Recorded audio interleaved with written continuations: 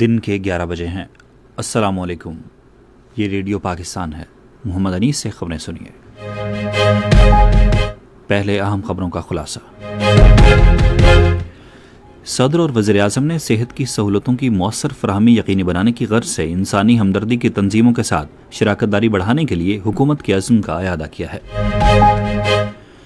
نائب وزیر اعظم نے سنگاپور کی سمندری حدود میں امریکی حکام کی جانب سے قبضے میں لیے گئے بحری جہازوں میں سوار پاکستانی اور ایرانی ملاحوں کی واپسی کے لیے سنگاپور حکومت سے تعاون کی درخواست کی ہے۔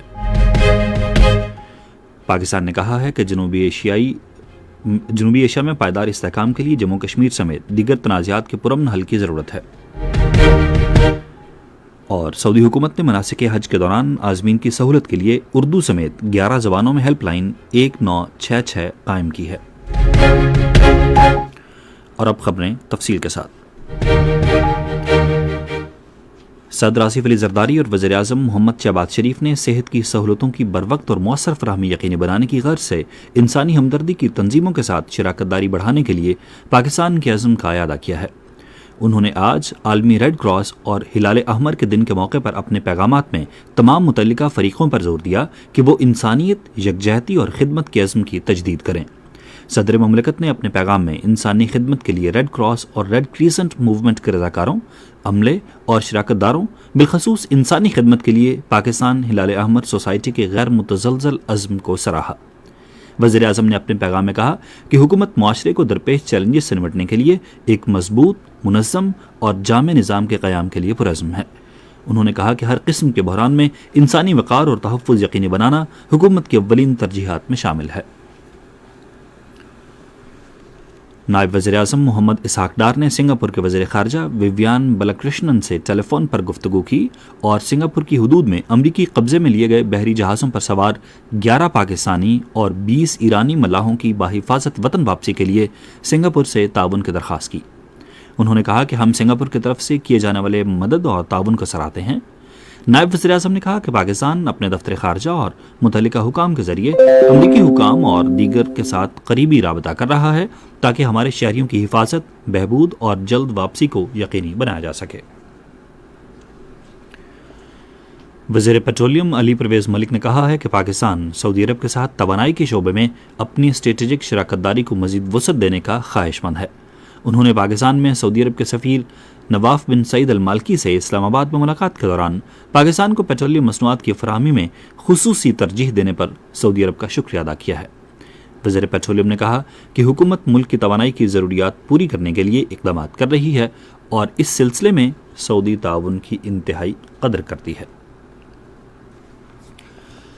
اقوام متحدہ میں پاکستان کے مستقل مندوب عاصم افتخار احمد نے کہا ہے کہ مارکہ حق قومی طاقت اور واضح حکمت عملی کا ایک فیصلہ کن لمحہ تھا۔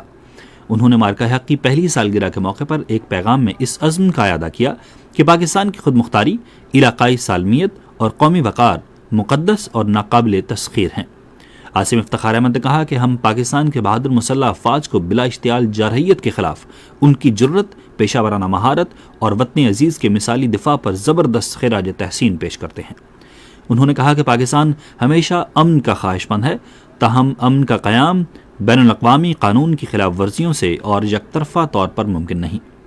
پاکستانی مندوب نے کہا کہ جنوبی ایشیا میں پائیدار استحکام کے لیے جموں کشمیر سمیت تمام تنازعات کا اقوام متحدہ کی سلامتی کونسل کی متعلقہ قراردادوں اور کشمیری عوام کی امنگوں کے مطابق پرامن حل ضروری ہے۔